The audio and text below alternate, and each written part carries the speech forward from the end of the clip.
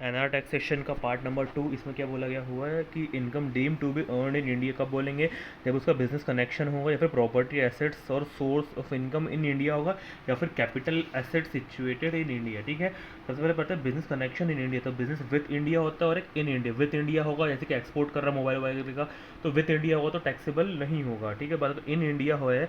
और अगर as per DTA का एप्लीकेबल होता है तो PE देखेंगे, परमानेंट एस्टेब्लिशमेंट। और अगर इनकम टैक्स के हिसाब से तो बिजनेस कॉम्बिनेशन, बिजनेस कनेक्शन देंगे। बिजनेस कनेक्शन मतलब ये होता है कि NR है, नॉन रेजिडेंट, उसने पर्सन को अपॉइंट किया हुआ है। PE होगा तो चलेगा, इट इंक्लूड्स PE। ठीक है, कोई एजेंट कोई डिपेंडेंट एजेंट किया हुआ है, डिपेंडेंट ब्रोकर किया हुआ है, acting on Bihar of non resident for business activity. क्या क्या करती है बिजनेस एक्टिविटीज़, क्या करती है?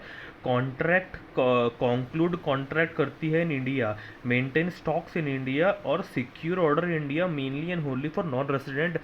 तो क्या बन जाएगा? बिजनेस कनेक्शन बन जाएगा। लेकिन अगर मान लो ये इंडिपेंडेंट एजेंट और इंडिपेंडेंट ब्रोकर करती है तो ये बिजनेस कनेक्शन नहीं बनेगा। क्यों?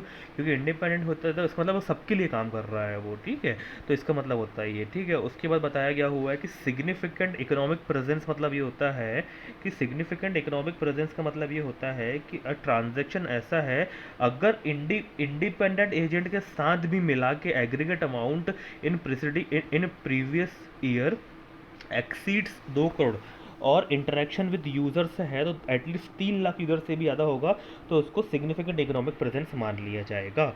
और इसको डीम टू बी इंडिया में नहीं मानेगा अगर purchase of goods in India है। अगर परचेस ऑफ गुड्स करता है थ्रू खुद करता है, मिस्टर ए करता है, PE थ्रू करता है, एजेंट करता है, तो परचेस ऑफ गुड्स करता है फॉर एक्सपोर्ट के लिए करता है तो नहीं माना जाएगा। न्यूज़ के लिए करता तो नहीं मानेगा, फिल्म्स के लिए उधर नहीं माना जाएगा। और display of uncut assorted diamond by foreign company तो नहीं माना जाएगा। रेंट, अगर सीधी सी बात है, अगर रेंट आउटसाइड इंडिया मिल रहा है मगर बिल्डिंग इन इंडिया है तो टैक्सेबल हो जाएगा। कैपिटल एसेट्स अगर इंडिया में है तो इसका मतलब क्या हो जाएगा? अगर सोल्ड इज लैंड, हाँ, लैंड के बारे में बताया गया हुआ है यहाँ पे कि situated in income from capital asset situated in India. अगर same sold is land situated in India तो Mr K outside India in that case capital gain rise. लेकिन वोडाफोन वाला केस है, बहुत अच्छा केस है। इसका मतलब ये बताया गया हुआ है कि एक इंडियन कंपनी है हडसन, एक है CGP लिमिटेड, इसका ये मॉरिशस में है, यहाँ टैक्स नहीं लगता, ये इसका 67% होल्ड करती है। ठीक है, उसके बाद HITL लिमिटेड है हांगकॉन्ग की, ये इस पर 100% एक्वायर करती है, ये फॉरेन कंपनी है। ठीक है, अब इसने क्या कर दिया, इसके 100% शेयर बेच के प्रॉफिट कमा लिया नीदरलैंड की कंपनी को। इसको क्या कर दिया, वोडाफोन लिमिटेड है फॉरेन कंपनी, इसको क्या कर दिया, बेच दिया। ठीक है, क्या कर दिया, वोडाफोन लिमिटेड क्या कर दिया, इसके शेयर्स को बेच दिया। ठीक है, 100% बेच दिया। तो अगर वो उस प्रोविजन में लिखा हुआ है कि अगर इंडियन कंपनी के शेयर बेचेगा इंडियन थ्रू, तो इंडियन ये फॉरेन कंपनी के शेयर फॉरेन कंपनी को बेचा तो कैपिटल गेन नहीं लगना चाहिए, सेल कर दिया। मगर प्रोविजन में पाया गया कि अगर ऐसा कुछ तो भी होता है तो ऐसा नहीं चलेगा, क्योंकि ऐसे में घपला हो सकता है। तो इसलिए अमेंडमेंट करके लाया गया कि share of foreign company shall be deemed to be situated in India. CGP के शेयर जो है वो बाहर है लेकिन deemed to be situated India होगा if foreign company share derived is a substantial value asset in India. अगर substantial value उसकी अराइव्ड इन इंडिया है तो उसको इंडिया की इनकम मान ली जाएगी। ठीक है, जैसे कि शेयर इसकी इंडिया की इनकम मान ली जाएगी कब, जैसे कि जब जब सब्सटेंशियल, इसका मतलब होता है, सब्सटेंशियल मतलब होता है कि जो वैल्यू ऑफ इंडियन एसेट्स है जो CGP की, इट एक्सीड्स 10 करोड़, और जो उसका टोटल एसेट्स है फॉरेन कंपनी का और इंडिया कंपनी का टोटल एसेट से 50% ज़्यादा है। एग्जांपल लेते हैं, यहाँ पर बताया गया हुआ है कि CGP का जो इंडियन कंपनी है वहाँ पे 400 करोड़ है फेयर मार्केट वैल्यू और अदर एसेट्स में 100 करोड़ है, तो 10 करोड़ से भी ज़्यादा है। और 400 डिवाइड 500 80%, 50% से भी ज़्यादा है। ठीक है, सपोज HITL ने, जो ये वाली कंपनी है, इसने क्या किया था, 30 करोड़ रुपए में खरीदा था और 1100 करोड़ रुपए में बेच दिया और 300 करोड़ रुपए में खरीदा था, तो 800 करोड़ रुपए का शॉर्ट टर्म कैपिटल गेन हो गया एग्जाम्पल के लिए। और 800 करोड़ का 80%, 400 डिवाइड 500, 80%, 640 करोड़ रुपए का कैपिटल गेन लग जाएगा। लेकिन अगर 5% तक होल्डिंग करता है तो वो नहीं लगता है। ठीक है, फेयर मार्केट वैल्यू, अगर स्पेसिफाइड डेट मतलब कब लेना है, कब डेट लेना है कि जब मान लो ट्रांसफ़र किया हुआ है तो जब मान लो कि 10 मई को किया है तो लास्ट बैलेंस शीट डेट है 31 मार्च 2026। लेकिन अगर मान लो कि ट्रांसफर डेट यानी 31 मार्च से 10 मई के बीच में अगर बुक वैल्यू 15% ज़्यादा खसकी है तो ट्रांसफर डेट की बैलेंस शीट की वैल्यू लेना है, ठीक है। कैपिटल गेन का ये हो गया, और 5% ज़्यादा कितनी ही हो जाएगा। डिविडेंड अगर मान लो कि CGP HITL को डिविडेंड देती है तो उसको deemed to be income in India नहीं माना जाएगा। सैलरी अगर रेंडर इंडिया को जॉब है इंडिया में करता है तो उसको मजदूरी करते हैं इंडिया में तो उसको मिल तो डीम टू बी इंडियन हो जाएगा। और अगर कोई IFS ऑफिसर इंडिया के बाहर काम करता है, इंडियन सिटीजन बाहर काम करता है, service render outside India, central Indian government पे करती है तो टैक्सेबल इन इंडिया हो जाएगा, अलाउंस और परक्विजिट्स छोड़ के। अगर कोई इंडियन कंपनी डिविडेंड पे करती तो हो जाएगा, तो कॉमन सेंस है। अभी आता है 91567। तो इसमें क्या बोलते हैं, देखो 5 में आता है इंटरेस्ट, इसमें आता है रॉयल्टी, इसमें आता है टेक्निकल सर्विस। तो इंटरेस्ट में देखो गवर्नमेंट अगर मान लो कि कोई बड़ा नॉन रेजिडेंट है जो इंडियन गवर्नमेंट को लोन दिया हुआ है, इंडियन गवर्नमेंट उसको इंटरेस्ट पे कर रही है, तो सामने वाले का जो नॉन रेजिडेंट है वो डीम टू भी इन इंडिया हो जाएगा। अगर रेजिडेंट अगर उसको इंटरेस्ट पे कर रहा है तो दो कंडीशन देखनी है कि अगर रेजिडेंट जो अमाउंट जो बोरो किया, एग्जाम्पल 5 करोड़ रुपये बोरो किया हुआ है, वो बिजनेस के लिए यूज़ करता है फिर अदर सोर्स के लिए यूज़ करता है, तो उसकी जो इंटरेस्ट की इनकम है, जब लोन के लिए डिबेंचर ले तो उसका जो इंटरेस्ट इनकम हो वो टैक्सेबल इन डीम टू भी इंडिया हो जाएगा।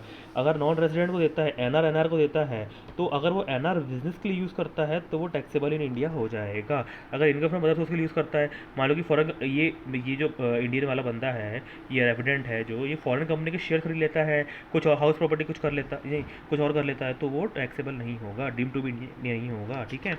उसके बताया गया हुआ है कि सेम रॉयल्टी का भी सेम है कि गवर्नमेंट रेजिडेंट नॉन रेजिडेंट देता है, बिजनेस के लिए यूज़ करता है, इनकम फ्रॉम अदर सोर्स के लिए सकता है, बस नॉन रेजिडेंट में भी बिजनेस और अदर सोर्सेज आ जाएगा। उसके बाद रॉयल्टी के लिए बताया गया हुआ है कि रॉयल्टी का मतलब होता है कि use of assets and information और ट्रांसफ़र ऑफ एसेट्स होता है, तो ठीक है। उसके बाद मान लो कि कोई हार्डवेयर है, उसके अंदर जो सॉफ्टवेयर एम्बेडेड है उसकी अगर मान रॉयल्टी पे कर रहे हैं तो उस हार्डवेयर की रॉयल्टी मानी जाएगी, उस सॉफ्टवेयर की नहीं मानी जाएगी।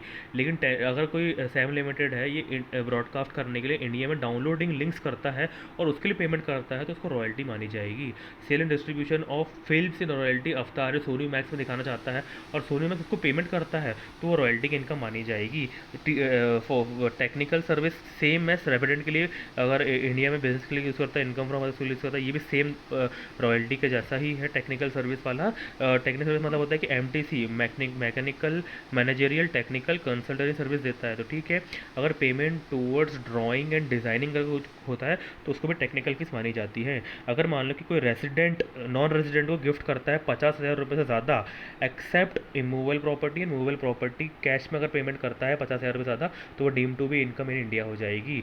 लेकिन अगर मान लो कि कार देता है, प्रॉपर्टी देता है, तो वो नहीं मानी जाएगी। उसके बाद मान लो कि एग्जेम्प्ट इनकम, कुछ इनकम है जो एग्जेम्प्ट है, अगर मान लो कि किसी NRI का, नॉन रेजिडेंट का NRE अकाउंट है इंडिया में, उसको इंटरेस्ट मिल रहा है 1 लाख रुपए का, तो वो एग्जेम्प्ट हो जाएगा। कंडीशन ये कि नॉन रेजिडेंट होना चाहिए और परमिट बाय RBI होना चाहिए। इसमें क्या होना चाहिए कि इसमें इंडियन सिटीजन्स का क्या होना चाहिए, इंडियन सिटीजनशिप नहीं होनी चाहिए। कब, अगर कोई अपना बाहर का अपने इंडिया में कनाडा चाइना का कोई एम्बेसी है और चाइना वाले उसको सैलरी पे करते हैं तो वो एग्जेम्प्ट हो जाएगा। कब, अगर हमारा वाला बंदा चाइना में है, अगर उन्होंने हमारे बंदे को एग्जेम्प्ट किया होगा तो हम भी उसको एग्जेम्प्ट कर देंगे। अगर salary received by employ of foreign enterprise for service rendered in India, अगर मान लो वहाँ पे तो यहाँ पे तो बोला था कि टैक्सेबल हो जाएगा, लेकिन यहाँ पे कुछ नॉन रेजिडेंट को एग्जेम्प्ट कर देंगे। कब एग्जेम्प्ट कर देंगे, अगर वो 90 दिन से के लिए आ रहा है और कोई जो फॉरेन कंपनी है उसका इंडिया में बिजनेस है ही नहीं, ठीक है, और अगर कोई फॉरेन शिप आ रही है तो भी टैक्सेबल नहीं होगा, सैलरी दे रहे हैं तो, अगर वो 90 दिन से ज़्यादा नहीं रहता है तो। बस कंडीशन ये है कि सिटीजनशिप नहीं होनी चाहिए। Interest payable by unit located in IFSC, अगर IFSC में यूनिट है तो उसका जो भी इंटरेस्ट पेबल हो रहा है तो नॉन रेजिडेंट को उसकी इनकम पे टैक्सेबल नहीं लगेगा अगर IFSC यूनिट में है। क्वेश्चन नंबर बताना है। क्वेश्चन नंबर 10 में बताया गया हुआ है कि हम बताना सिग्निफिकेंट इकोनॉमिक प्रेजेंस के बारे में बताना है कि वो एग्रीगेट 2 करोड़ से ज़्यादा है या फिर यूज़र 3 लाख से ज़्यादा है।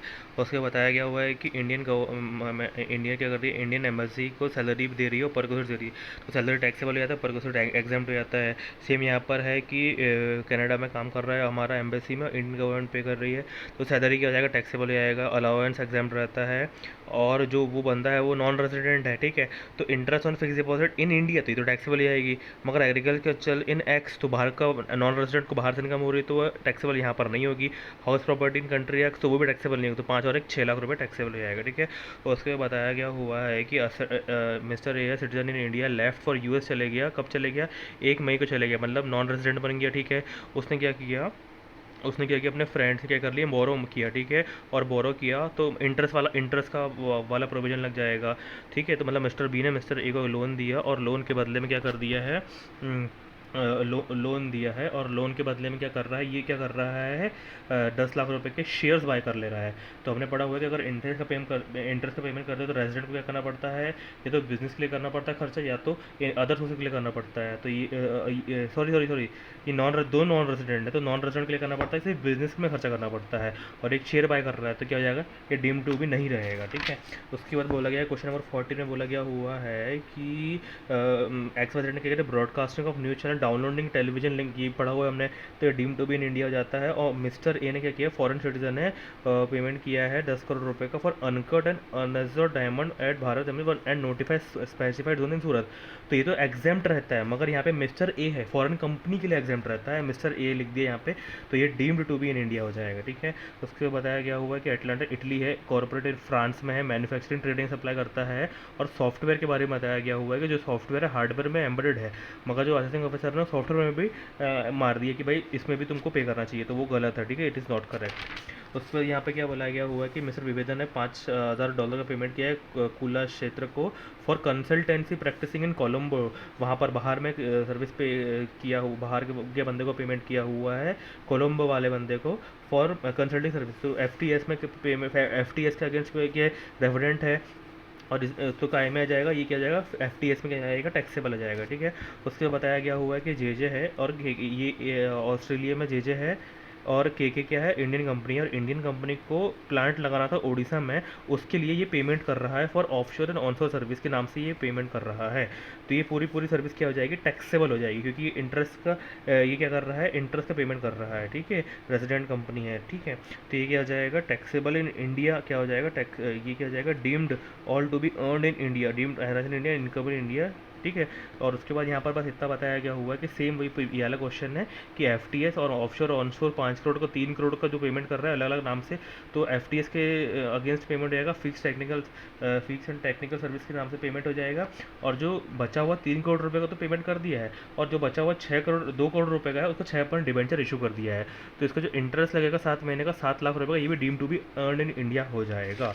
उसको बताया गया हुआ है कि यहाँ बताना है कि है कि नहीं है, अगर नॉन रेजिडेंट ने पेमेंट किया है for drawing and designing describing as, drawing and designing तो क्या जाता है, क्या हो जाता है, डीम टू बी इंडिया जाता है। उसको इंजीनियरिंग फीस से दिखाया है तो किसी से भी दिखाओ वो डीम टू बी इंडिया जाएगा। यहाँ पे बताया गया हुआ है कि एक सॉलिसिटर को बैरिस्टर के न्यूज़ है, मतलब वहाँ के वकील को बुलाया गया इंडिया में फॉर प्रोफेशनल एंगेजमेंट के लिए, तो ये